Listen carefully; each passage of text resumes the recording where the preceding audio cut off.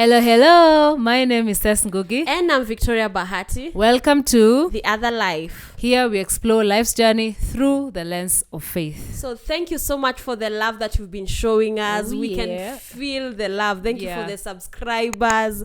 Keep following us on our socials. We are loving it. And this journey, I'm sure you're going to love it. Yeah, so how has your week been? Amazing. It's been an amazing week. I thank God. Nothing much. I'm grateful. Yours? It's been amazing. Quite amazing. Chilled. Not much work.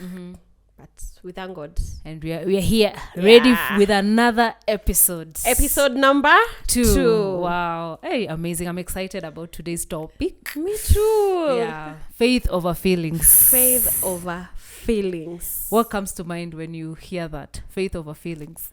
Faith over feelings. Considering, number one, let's start with feelings.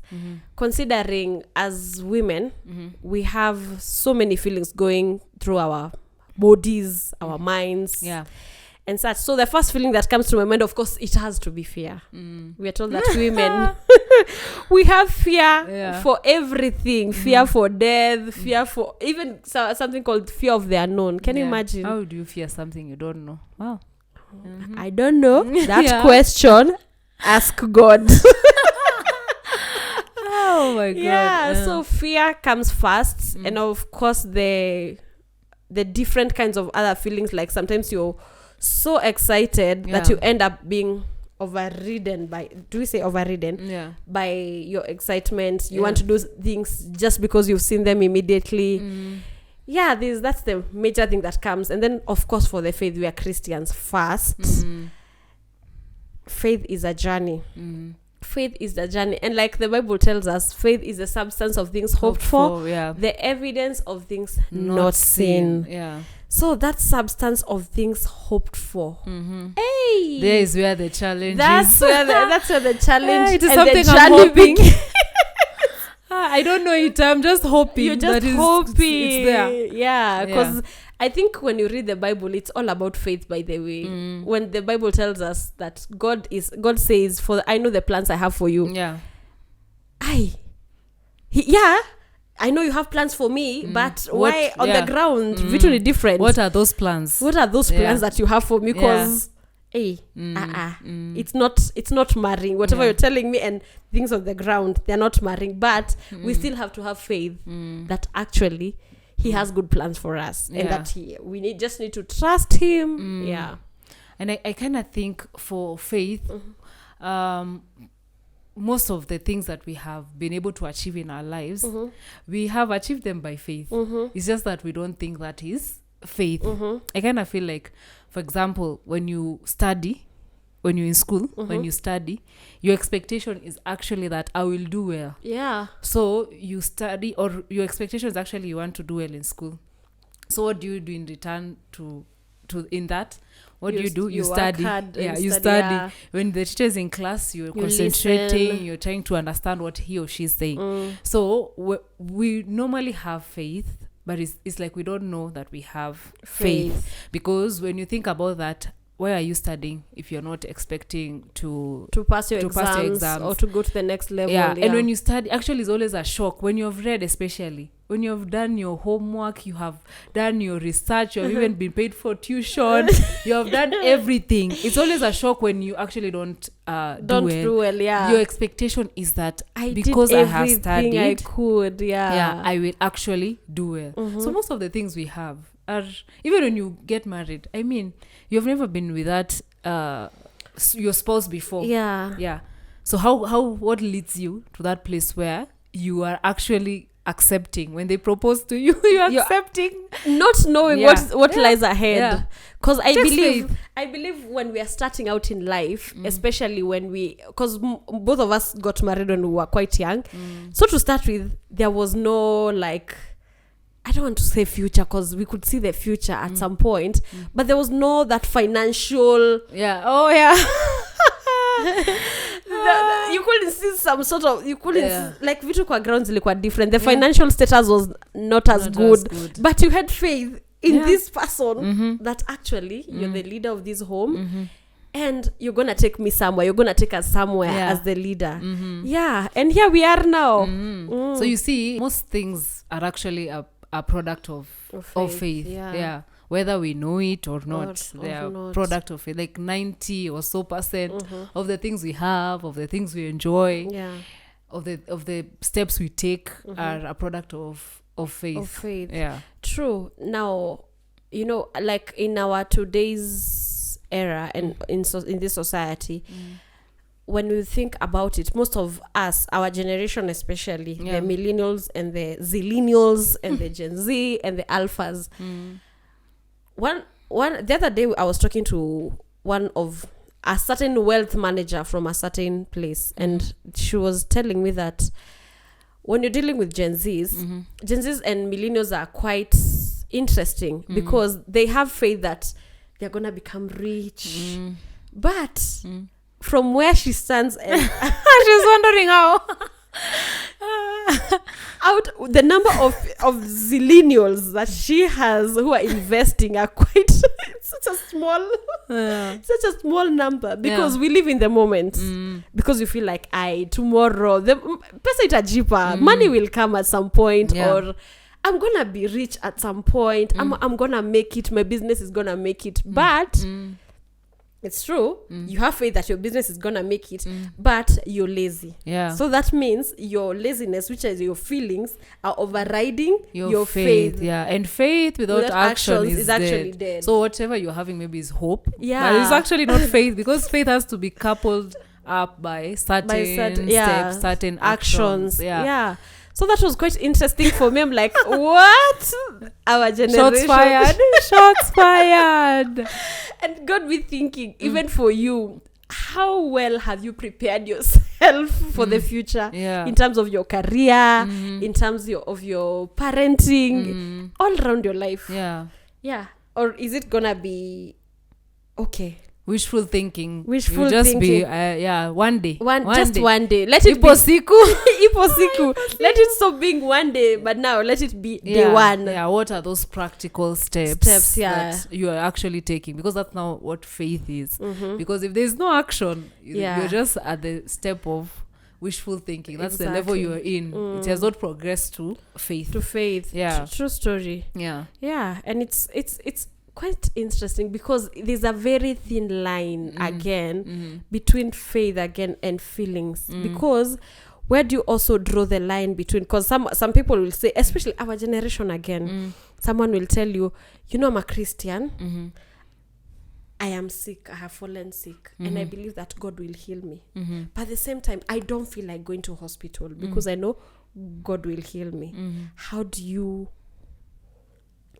balance between the two of them? Because your feelings, yes, you're really sick, and you know that God is gonna heal you for sure, but this person feels like, no, I don't need to go to hospital for any reason. I know God is gonna heal me, but I believe the Bible also tells us Christ's the wisdom and the power of God, because yes, you believe that God is gonna heal you, like the doctors say, God heal. Doctors treat. God heals. But it's God who heals. And I think for that, it's important to really, what we are taught in church most of the times by our pastor is that you have to really check your motives. Because sometimes, if we are being honest, when someone is saying that, sometimes maybe it's because they're feeling like it's gonna cost a lot of money. Because I realized, I've been guilty of this.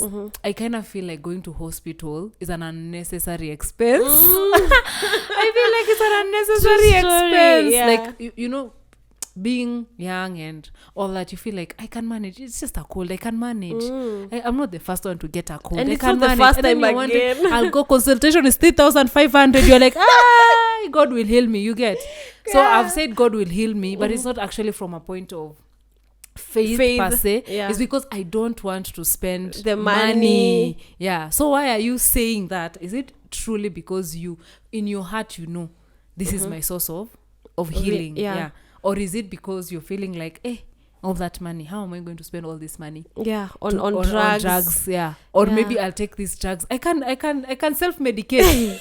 I can self-medicate. I'll take pharmacy. Yeah, I'll self-medicate. Nowadays they're herbs. I'll self-medicate. You'll take them and so and I all. think the motive also is really important when you're saying it's good to say to gauge and know, are you doing this out of faith or out of fear? Feelings, because you see, even that is still a feeling that I'm going to spend a lot of money. My hard-earned money. I think where another place where it comes out so strongly, especially again, I'm going to talk about my generation because that's where I am. Yeah. Faith versus feelings and contentment. You'll find that many Christians and many Gen Zs, again, millennials, zillennials, Gen Z, in between, they really want to live a good life. They're Christians. They're like, you know what? For I know the plans I have for you, God. You know, you've told me that I'm going to live in a good house, a good home. Like, life is going to be good. But now, they have faith that they'll get the rent. You go to live to a place like Kilimani or a very high-end estate. Yeah. Hoping that you'll be able to take care of the rent. Again, if we ask you, why are you paying 80,000 for your rent? You say, I'm gonna do it by faith. By faith. What do you mean? But if you check your income, it does not marry. It's like all your money goes to rent. So in as much as you have faith in God that he's gonna give you a better life, but at this time, do not be discontented. Live in your one bedroom, in your bed sitter, in your single room, and be contented at that place as you're believing God for more, because where you are is not powerful. The end of life. And I think what we say faith is not faith. Because you see, if you say you earn, the way you're saying 80,000, and then you want to use all of it on rent. On rent, that is a studio. You're going into a studio apartment. As long as it's in Kilimani, Kileleshwa, you go to a studio and you ask me, where do you live? Yeah, Kilimani. I live in Kilimani. Then what? See, that's not even faith. That's that's foolishness. It's not faith. So you have to apply Jesus, the power and the wisdom. Yeah. True. Yeah. And I was thinking about Moses and how, first of all, he was leading more than 1 million people. And I'm always intrigued by Moses, because how can God call you the most humble person, guys? Can you imagine? And remember, God calling you if you break one, there are 600 and something 30 something laws. You break one and you've broken all of them, but you're still the humble man.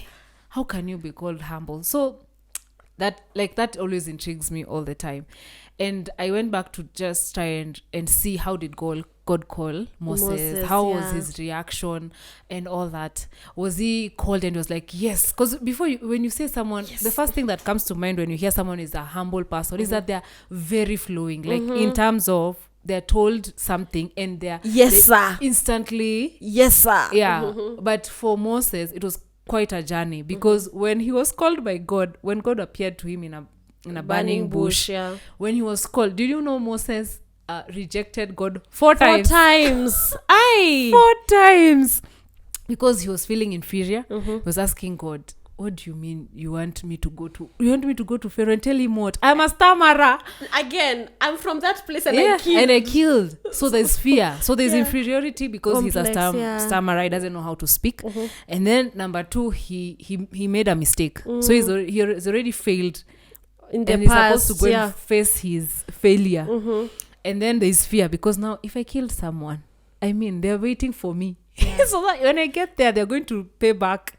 I'm going to pay for my sins. And remember, he was not from that country. Exactly, a foreigner. You are a foreigner. We incorporated you in our place, and then you killed one of us. Hey, it's not easy. Yeah, and then he's like, I can't. How can? And then he was feeling like he's very unbelievable. So how are you calling me? So you see all those feelings: inferiority, fear, the feeling of being a failure, and then I'm unbelievable. Plus, remember, these are also people who have brought him up, so they know everything about this person, both the strengths and the weaknesses of this person. Yeah, and the beauty of it is that he expressed all that to God, and he was like, I can't do. You're telling me to lead all those people, 1 million people, out of Egypt into Canaan. I don't even know what he has heard of Canaan. I've never even been there. Yeah. How am I taking them to that place? But he got to a place where now he was able to overcome all the those feelings. And even the beauty about God is that he helps you. He's our constant source of help. Like when you allow him, he's always ready to help. Despite how you feel, he's always willing to help. Because it got to a place where the fourth time God was now angry with Moses. Was like, okay, fine, your brother Aaron, I'll give you your brother then to go with. Yeah, so you will just speak. Yours is to have the rod. Use the rod. Use the rod. See, those are things that God gave him. There's a rod. Even when he put his hand in his cloak and then it became leprous and then removed it. Then God even told him, I'm going to go with you. You're going to be like there was a lot of assurance you're going from to walk God in signs, and miracles, wonders. and wonders. Yeah. And then to top it up, you'll go with your brother. Now, so you had said you can't speak. There's someone who will speak. And also remember, this is the same Moses who God sought to kill. I think it's in Exodus chapter 4. God sought to kill him at some point because I was wondering, why is... Again, you have sent him. Why are you seeking to kill me again?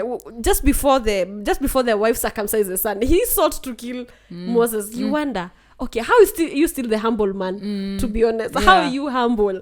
Yeah. But the beauty of Moses, he always went back to God. He always went back to God. He would be angry, like you see, you even with the Israelites, he would be angry with them and tell God, finish these people. I know. Why did you bring done. me to these I am people? done. I'm done with these people. And then when God wants to actually do what he says, it's like, No. I did not mean that. Hold up. I did not mean that. Yeah. So when you look at his journey, it's like, he had feelings, yes.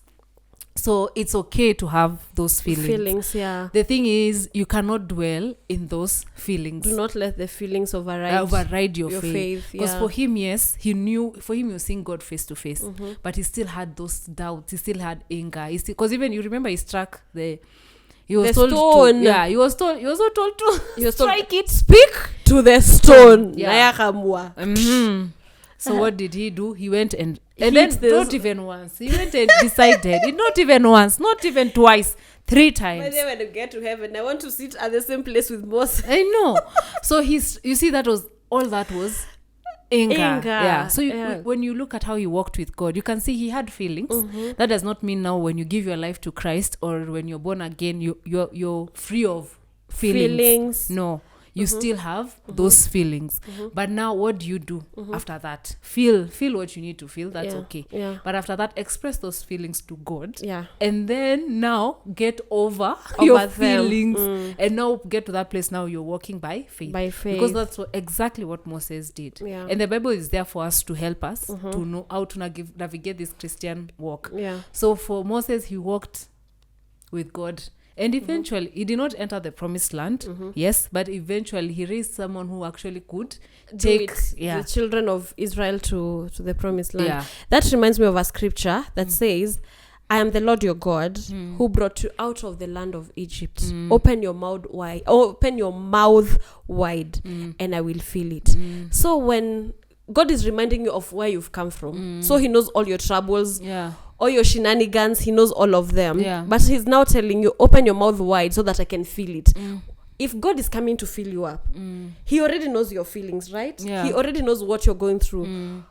If you open your mouth wide so that he can feel it, it means he's gonna fill you up with good things, with better things, like with himself. Yeah.